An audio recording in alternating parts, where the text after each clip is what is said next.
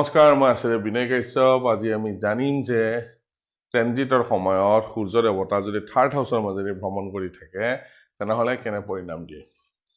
আমি যিটো টপিক আলোচনা কৰি আছো, লগ্নৰ পৰা সূৰ্য দেৱতা 12টা ভাৱত ট্ৰেনজিটৰ সময়ত কেনেকুৱা ৰিজাল্ট দিব। আজি আমি আলোচনা কৰি আছো যে থাৰ্ড হাউচত যদি ৰবি দেৱতা ট্ৰেনজিটত থাকে তেনেহ'লে কেনেকুৱা ধৰণৰ ৰিজাল্ট জাতক বা জাতিকাই পায়। এই হ'ব টপিকটো। Sun transit every house from the moon side. It is sun in third house. Sun in third house. So, আমি এটা বস্তু জানো যে সূৰ্য দেৱতাই প্ৰত্যেক ৰাশিতে এক মাহ থাকে, 30 দিন থাকে। Sun per sign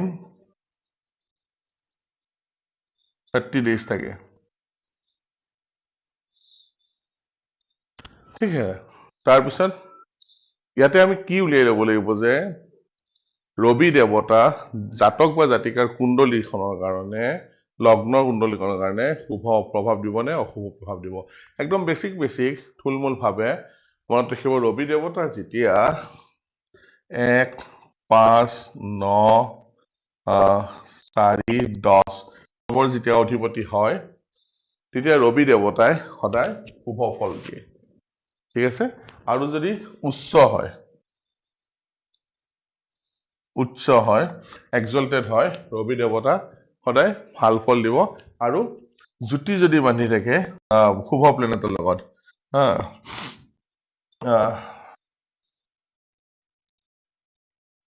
good conjunction,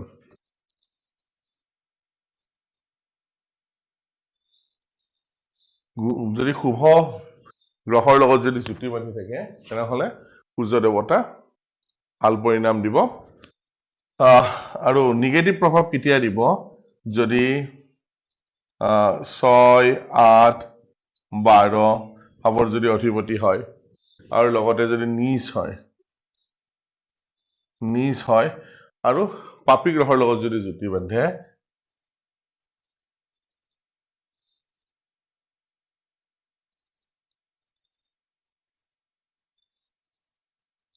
পাপী গ্ৰহৰ লগত যদি জ্যোতি বান্ধে সূৰ্য দেৱতাই ইয়াতে নিগেটিভ প্ৰভাৱ দিয়ে। ঠিক আছে, তো এতিয়া আমি জানিব লাগিব যে সূৰ্য দেৱতাই এইকেইটা ভাৱত, এইকেইটা অৱস্থাত থাৰ্ড হাউচত কেনেকুৱা ৰিজাল্ট দিব। এটা কুণ্ডলী মাধ্যমত লৈছো আমি।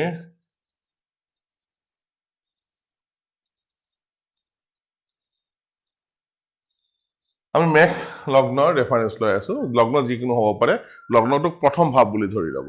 ঠিক আছে, যদি ৰবি থাৰ্ড হাউচত থাকে, চান যদি শুভ ভাৱৰ গৰাকী হয়, যদি থাৰ্ড হাউচৰ মাজেদি যদি ভ্ৰমণ কৰি থাকে তেনেহ'লে তেনে জাতক বা জাতিকা কি হয়, একমপ্লিছমেণ্ট অফ টাস্ক, মানে কাৰ্য সিদ্ধি কৰে ৰবি দেৱতাই। যেতিয়া থাৰ্ড হাউচৰ মাজেদি ভ্ৰমণ কৰিব তেতিয়াই ৰবি দেৱতাই তেওঁৰ কাৰ্য সিদ্ধি কৰিব।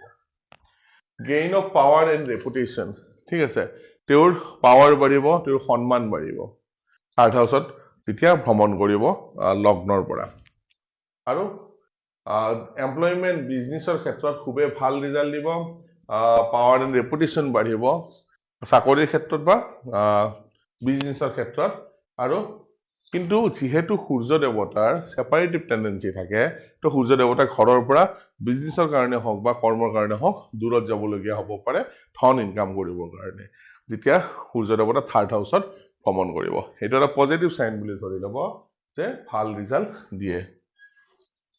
এই সূৰ্য দেৱতাই যদি 6, 8, 12 অধিপতি হয়, যদি সূৰ্য দেৱতা নিজ অৱস্থাত বা ইভিল প্লেনেটৰ বেয়া গ্ৰহৰ লগত, অশুভ গ্ৰহৰ লগত যদি জ্যোতি বান্ধি থাকে আৰু থাৰ্ড হাউচৰ মাজেদি যদি ভ্ৰমণ কৰে তেনেহ'লে কি কৰে, তেওঁ ভায়েক ভনীয়েকৰ পৰা ছেপাৰেশ্যন আনে। ভায়েক ভনীয়েকৰ লগত তেওঁৰ শুভ সম্পৰ্ক নাথাকে। লগতে ডিফাৰেঞ্চিয়েট উইথ এল্ডাৰ, ডাঙৰৰ লগত মত বিৰোধ ঘটিব তেনে জাতক বা জাতিকাৰ। আৰু যিবিলাক কণ্টেক্ট আছে বা বন্ধু আছে সেইবিলাক তেওঁৰ পৰা বিচ্ছন্ন হৈ যাব, তেওঁৰ পৰা আঁতৰি যাব। সেইকাৰণে তেওঁ বহুত সমস্যাৰ পিছত ভুগিবলগীয়া হয় যেতিয়া অশুভ ভাৱৰ অধিপতি হয় বা নিজ অৱস্থাত বা ইভিল কনজাংচনত যদি থাকি থাৰ্ড হাউচত ভ্ৰমণ কৰে। সেইটো লগ্নৰ পৰা সেইটো বস্তু চাই ল'ব, তেতিয়া তাৰ নিগেটিভ প্ৰভাৱ পাম। আৰু যদি পজিটিভ হয়, কেন্দ্ৰ বা ত্ৰিকোণৰ অধিপতি হয় বা উচ্চ হয় বা শুভ গ্ৰহৰ লগত যদি বন্ধুত্ব কৰি শুভ গ্ৰহৰ লগত যদি জুতি বান্ধে আৰু থাৰ্ড হাউচৰ মাজত ভ্ৰমণ কৰে, তেনেহ'লে ভাল ৰিজাল্ট পাওঁ। এনেকৈ আমি খুব ইজিলি সূৰ্য দেৱতাৰ বিষয়ে, ট্ৰেনজিটৰ বিষয়ে জানিব পাৰোঁ। আশা কৰোঁ আপোনালোকেও আপোনালোকৰ কুণ্ডলীখনত লগাই জানিব পাৰিব যে সূৰ্য দেৱতাই আপোনালোকক থাৰ্ড হাউচত কি ফল দিব। কৰি চাওকচোন, বহুত ইজি ফৰ্মুলা হয়। আৰু এনেকুৱা সৰু সৰু ভিডিঅ' আপোনালোকৰ সন্মুখত মই প্ৰায় লৈ আনি থাকিম। যদি ভাবে যে মোৰ ভিডিঅ'বোৰ অলপ ইনফৰ্মেটিভ হয়, তেনেহ'লে শ্বেয়াৰ কৰিব, লাইক কৰিব আৰু ছাবস্ক্ৰাইব কৰিব নাপাহৰিব। ধন্যবাদ।